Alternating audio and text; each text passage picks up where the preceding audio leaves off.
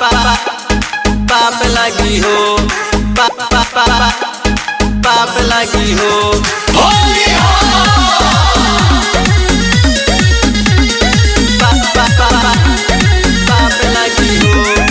Recording by मां Bhavani studio Ara.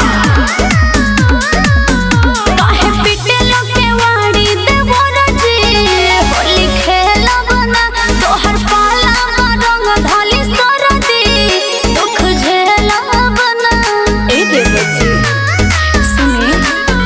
काहे पिटे लगे वाड़ी देवर जी, होली खेला बना तोहर पाला रंग धाली सरदी, दुख झेला बना।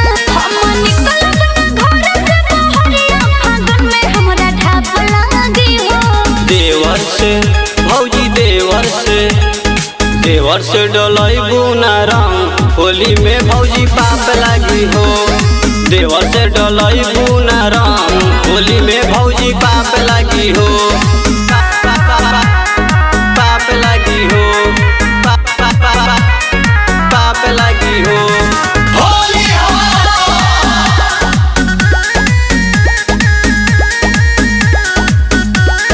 पाप लगी हो। जानी मारा पिच करके पड़े सर, ठीक नहीं लगे देवर तोहर नेचर। हम सब जानतानी तोहर का विचार बा।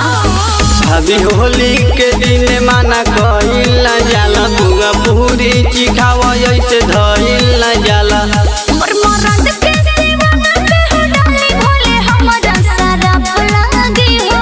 देवर से भौजी देवर से डलैबू ना रंग, होली में भौजी पाप लगी हो। देवर से डलैबू ना रंग, होली में भौजी पाप लगी हो। पाप लगी हो।